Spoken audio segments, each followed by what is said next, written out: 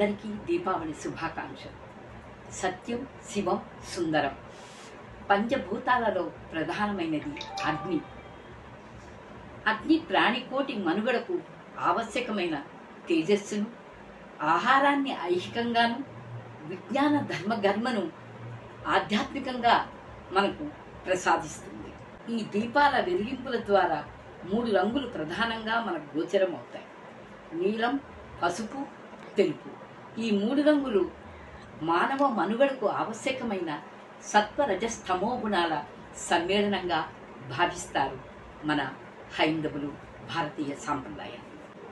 ఈ 3 రంగులు జగతిని పాలించే లక్ష్మీ, సరస్వతి, దుర్గలుగా భావిస్తాం. అంతేగాక ఈ సత్యం, శివం, సుందరం దీప ప్రజ్వలనం ద్వారా త్రిజగన్మాతలను ఆరాధించినట్లను, అంతేకాక మానవులకు మూలాత్మకమైన విజ్ఞానాన్ని, వివేకాన్ని, వినయాలకు సంకేతాత్మకంగా, సందేశాత్మకంగా గైకొంటారు మన భారతీయులు.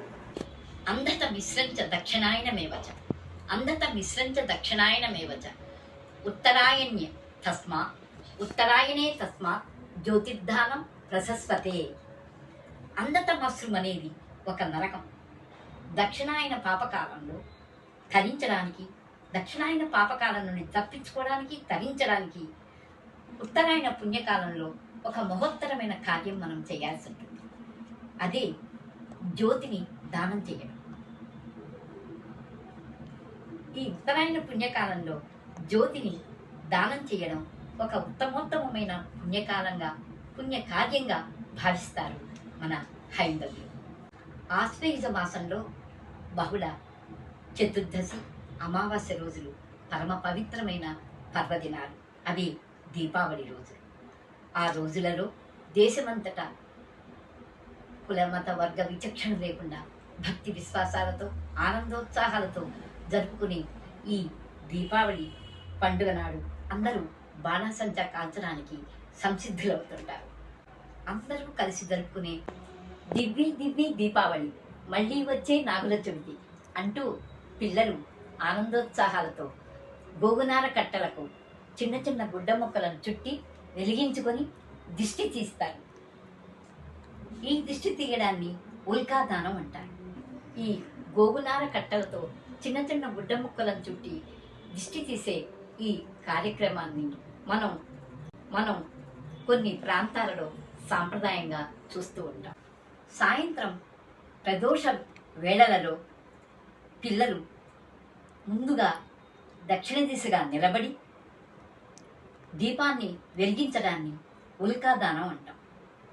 ఈ దీపం పితృదేవతలకు, సద్గతులకు దారి చూపుతుంది అని మన శాస్త్రాలు చెప్తున్నాయి. దీపం వెలిగించిన తర్వాత పిల్లలు కాళ్ళు కడుక్కొని ఇంటి లోపలికి వచ్చి అందరూ కలిసి తీపి పదార్థాలను తింటారు.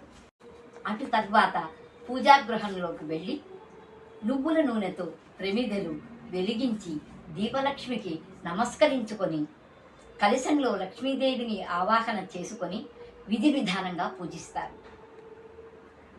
పూజానంతరం అందరూ కలిసి ఉత్సాహభరితులై బాణాసంచాలను కాల్చడానికి సంసిద్ధులవుతారు. చిచ్చుబుడ్లు, తారాజువ్వలు, విష్ణు చక్రాలు, భూచక్రాలు, మతాబులు, కాకర పువ్వొత్తులు కళ్ళు మినుమట్టు గొలుపుతుండగా, మరొక వైపు సీమటపాకాయల డమడమ ధ్వనులతో మురుగుతుండగా ఆనందోత్సాహాలతో పిల్లలు, పెద్దలు అందరూ కలిసి బాణాసంచా కాలుస్తారు.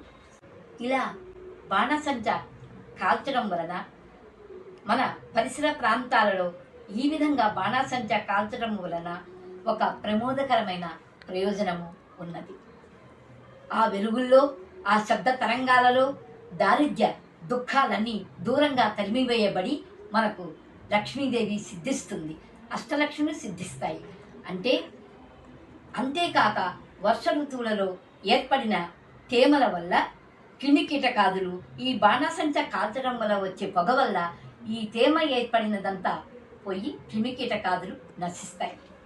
అసుర నాశనానికి, ధర్మ ప్రతిష్టాపనకు గుర్తుగా అమావాస్య నాడు జరుపుకునే ఈ దీపావళి పర్వదినం నాడు లక్ష్మీదేవికి ప్రతీకగా వెలుగులు విరజిన్నే దీపలక్ష్మిని పూజించడం ద్వారా సర్వ సుఖాలను సర్వ శుభాలను మనకు ప్రసాదిస్తుంది.